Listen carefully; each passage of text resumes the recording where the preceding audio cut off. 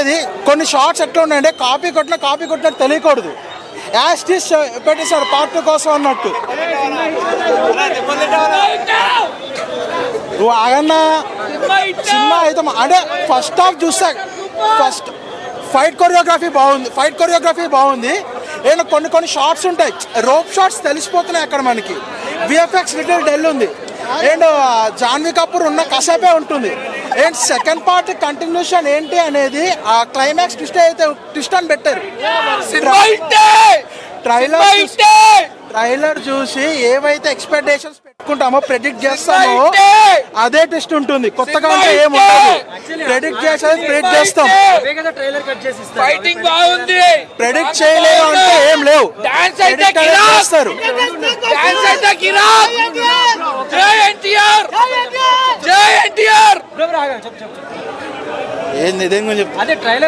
Trailer cut చేసింది కొన్ని ఉంటాయి, బట్ ఆ సీన్స్ అనేది ప్రెడిక్ట్ చేసేస్తాం మనం.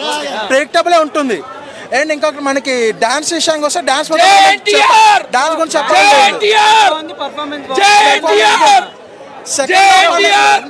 సెకండ్ హాఫ్ అనేది బాగా ప్రిపేర్ చేసుకుంటే బాగుండే అనిపించింది.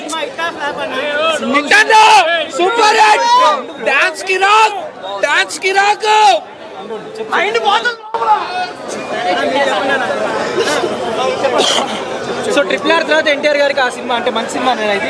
సో సినిమా పరంగా అయితే మంచి సినిమానే వచ్చింది. బట్ ఏంటంటే దీనికి 2 పార్ట్స్గా డివైడ్ చేసుకుని ఎలాబరేట్ చేయాల్సిన అవసరం లేదని, కంప్లీట్ చేసిన స్టోరీ అంతా ఫస్ట్ పార్ట్లోనే కరెక్ట్గా ప్లాన్ చేసుకుని బాగుండే అనిపించింది.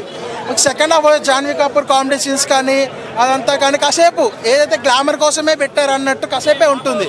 అదంతా అక్కడంతా లాగా అనిపిస్తుంది.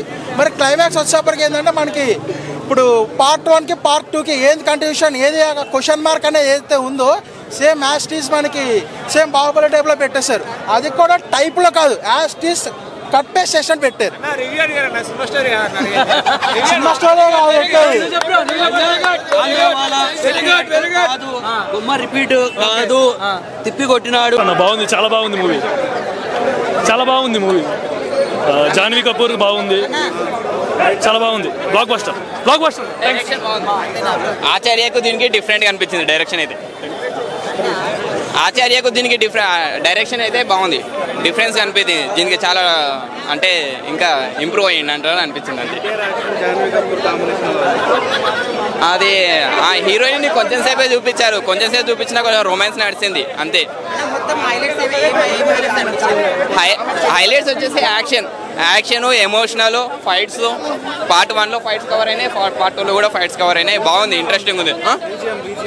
బీజిఎం బ్యాక్గ్రౌండ్ బీజిఎం అదరగొట్టిండు. అండర్ వాటర్ ఫైట్స్ విషయంలో బీజిఎం అదరగొట్టిండు భయ్యా. అంతా బాగుంది. డైరెక్షన్ అయితే కొంచెం డిఫరెంట్గా ఉంది ఆచార్యకు దీనికి అయితే.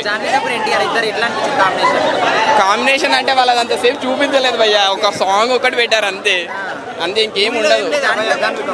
ఏం లేదు, హీరోయిన్ ఎంట పడతారు అంతే, ఏం ఉండదు దాంట్లో, ఏముండదు, ఒక సాంగ్ అంతే, అంతకుమించి ఏం లేదు. మూవీ మొత్తంలో అంటే ఆ హీరోయిన్ తోటి అయితే సాంగ్ ఒకటే ఉంది అంతే, ఇంకేం లేదు. అంత డిఫరెంట్ కనిపించలేదు. ఒక 15 minutes. చాలా అంటే చాలా డిసప్పాయింట్ అన్న. లాస్ట్ కట్టప్పని తీసుకొచ్చి పెట్టిండు. చెప్తున్నా ఫస్ట్ హాఫ్ అసలు ఎక్స్పెక్ట్ చేసింది వేరు సినిమాలో. నేనైతే పిచ్చగా అంటే మస్తు ఎక్స్పెక్ట్ చేసిన ఆ సినిమాలో. అన్న బట్టలా ఫస్ట్ ఆయన అడుగుతా, అన్న దేవరాలు ముగ్గురా ఇద్దరా అడుగు ఆయనని. దేవరాలు ముగ్గురా అన్న, పార్ట్ 2 సంబంధం పక్కకు పెట్టాను. పార్ట్ 2కు సంబంధమే లేదు సినిమాకి. ఒకవేళ సంబంధం ఉంటే పార్ట్ 2లా దేవరా వాళ్ళ ఇంటికి నేను నీ మనిషిని చంపలేదు నాయన అన్నప్పుడు నేను ఎక్స్పెక్ట్ చేసింది ఏంది, దేవరా వస్తాడేమో అనుకొని దేవ పోతాడు వాళ్ళ ఇంటికి, వీళ్ళని ఇంటికి పోతాడు, దేవరా ఫ్రెండ్కి ఇంటికి పోతాడు. అప్పుడు ఏమంటాడు, నాయన నేను చంపలేని పోతే అక్కడ నేను ఎక్స్పెక్ట్ చేసిన నేను ఒక్కడిని వచ్చిన అనుకున్నావా, కూడా నా నాయన వచ్చారు అన్నప్పుడు ఫైట్ పెట్టి అక్కడికి ఎండి చేస్తాడేమో చంపేసి అనుకున్నా. సెకండ్ పార్ట్లు ఎట్లా తీసుకుని అనుకున్నా నేను, వీళ్ళు ఇప్పుడు ఎవరైతే పోలీసు వాళ్ళు ఫస్ట్ ఎంక్వైరీకి వస్తారు, నేను సముద్రం దాటేయాలని చెప్పి వస్తాడు ఫస్ట్లో, ప్రకాశ్ రాజ్ని కలుస్తారు.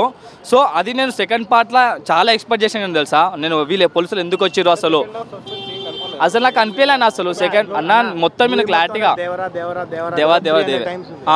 దేవర్లు ఇద్దరు కాదు, దేవర్లో ముగ్గురు. ఫస్ట్ దేవని 1 సెకండ్ అన్న, ఫస్ట్ దేవ ఉండనా, దేవరని అడుగుతాడు చిన్న ఉన్నప్పుడు, దేవర స్టోరీ చెప్పు నాయన అంటాడు. దేవరేమంటాడు అది పునాటి కాదు నాయన, చెప్పేది కాదు నీకు అని చెప్పేసి అంటాడు. చెప్పేది కాదన్నప్పుడు ఆ స్టోరీ పెద్ద అన్నప్పుడు నువ్వు ఫస్ట్ కొంచెం ఇంటని ఇవ్వాలి కదా, నువ్వు ఇంటేది ఇచ్చినావు ఆడ. నువ్వు ఇంటిస్తే నువ్వు చెప్పనీకు ఉంటుంది, ఇంటే లేదు అక్కడ ఫస్ట్ ఆఫ్ ఆల్. సెకండరీ అయితే నేను చాలా హోప్స్ పెట్టుకున్నా. ఫైట్ నేను సినిమా ఎక్కడికి ఎండ్ చేయాలో కూడా నేను చెప్తున్నా ఫస్టే. ఒకవేళ దేవా విలనింటికి పోయి అడిగినప్పుడు అక్కడికే కూడా నేను ఒక్కడిని వచ్చిన నాయన కూడా చెప్పేసి అందరిని చంపేసి అక్కడికి పెట్టి సెకండ్ పార్ట్లో నేను మళ్ళీ ఎవరో పోలీసు వచ్చి సముద్రం నడిపిస్తూ అక్కడికి ఎక్స్పెక్ట్ చేసిన తప్ప, కానీ ఇలా కట్టప్ప తీసుకొచ్చి తండ్రినే కొడుకు చంపడం అంటే ఎక్కడ లేదు అసలు. ఒక్కటే స్టోరీని తిప్పి ఆడికే పెట్టిండు. ఎక్స్పెక్ట్ ఏంటి అంత అనిరుద్ధికి చెప్తున్నానా, రజనీకాంత్కి ఇచ్చినంత బీజిఎం మన తెలుగు ఇండస్ట్రీకి చెత్త బీజిఎం ఇది. అంత ఎక్స్పెక్ట్ చేయకు బీజిఎం కూడా, అస్సలు బాగాలే బీజిఎం కూడా. సాంగ్స్ అయితే చుట్టమలో చుట్టేసుకున్న అసలు పెట్టాల్సిన సాంగే కాదు అది. ఆ హీరోయిన్ కూడా పెట్టాల్సిన సాంగే కాదు. హీరోయిన్ అవసరమే లేదు అలా సినిమాలో హీరోయిన్ అవసరమే లేదు అన్నా. హీరోని కాదన్నా నేను చెప్పేది. నేను రివ్యూ చెప్తున్నాను, జస్ట్ అంటే రివ్యూ చెప్తున్నా తర్వాత మాట. కాకపోతే నేను ఈయన ముష్టి వాళ్ళు ఉంటే నేను అంతే అన్న. కానీ నేను హీరో అంటలేనా, హీరో అయితే యాక్టింగ్ సూపర్ తీసిన అన్న. ఫైట్లు అయితే బాగున్నాయి. మ్యూజిక్ అయితే నాకు నచ్చలే అన్న. మన జైలర్కి ఇచ్చిన మ్యూజిక్ అయితే వెళ్ళాను అన్న. నేను ఎన్టీఆర్ ఫ్యాన్ కానలేను, కానీ అంతా డిసప్పాయింట్ అన్న. కొంచెం సినిమా డిసప్పాయింటే. ఇంటర్వెల్ ఫైట్ ఒకటి హైలైట్ అన్న. మూవీ మొత్తం ఇంటర్వెల్ ఫైట్ హైలైట్. తర్వాత వచ్చేసి ఇక సెకండ్ హాఫ్ మొత్తం సైలెంట్గా ఉంది. ఫ్యాన్స్ చూస్తే అర్థమవుతుంది నీకు. నేను పవన్ కళ్యాణ్ ఫ్యాన్. బ్లాక్లో 1600 పెట్టి బ్లాక్లో ఇంకొని వచ్చిన మూవీ అందుకు మూవీ ఎందుకు ల్యాగ్ చేసిన పార్ట్ 2 కోసం అనిపించింది.